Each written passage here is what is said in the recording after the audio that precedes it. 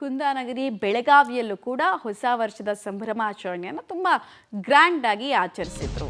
ಹೇಗಿತ್ತು ಅಂತ ಅಂದರೆ ಇಲ್ಲಿ ಇತ್ತೀಚಿನ ವರ್ಷಗಳಲ್ಲಿ ಈ ಓಲ್ಡ್ ಮ್ಯಾನನ್ನು ಸುಟ್ಟು ಹೊಸ ವರ್ಷವನ್ನು ಆಚರಣೆ ಮಾಡೋದು ಒಂದು ರೀತಿ ಅಲಿಖಿತ ಸಂಪ್ರದಾಯದ ರೀತಿ ಕಾಣಿಸ್ತಾ ಇದೆ. ಇತ್ತೀಚಿನ ವರ್ಷಗಳು ಶುರುವಾಗಿರೋ ಟ್ರೆಂಡ್ ಅನ್ಬೋದು.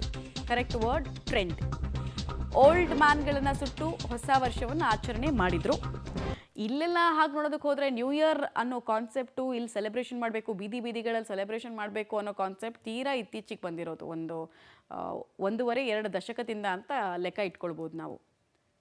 ಸೊ ಮಾಸ್ ಗ್ಯಾದರಿಂಗ್, ಮಾಬ್ ಅಟ್ರಾಕ್ಷನ್ನೇ ಅದಲ್ವಾ.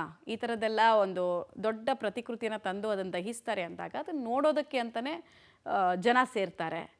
ಜನರನ್ನು ಕೆಲ ಕಾಲ ಆಕರ್ಷಿಸ್ತಾ ಇದ್ದಂತಹ ಪ್ರತಿಕೃತಿಗೆ ಕೊನೆಗೂ ಅದನ್ನು ದಹಿಸೋದ್ರ ಮೂಲಕ ಅಲ್ಲಿರೋರಿಗೆ ಒಂದು ನಂಬಿಕೆ, ಹಿಂಗೆ ದಹಿಸೋದ್ರ ಮೂಲಕ ಕೆಟ್ಟ ಆಲೋಚನೆ, ನಮ್ಮ ಜೀವನದಲ್ಲಿ ಏನಾದರೂ ಕೆಟ್ಟದಾಗೋದಿದ್ರು ಬೆಂಕಿ ಜೊತೆಗೆ ಸುಟ್ಟೋಗುತ್ತೆ, ಇನ್ನೆಲ್ಲ ಒಳ್ಳೆಯದು ಅಂತ ನಾವು ಸಮಾಧಾನ ಮಾಡ್ಕೊಳ್ಳೋದು. ಬೇಸಿಕಲಿ ಇದೆಲ್ಲ ಸೈಕಲಾಜಿಕಲ್ ಫ್ಯಾಕ್ಟರ್ಸು. ಸೆಲೆಬ್ರೇಷನ್ನು, ಈ ಥರ ಪ್ರತಿಕೃತಿ ದಹಿಸೋದು,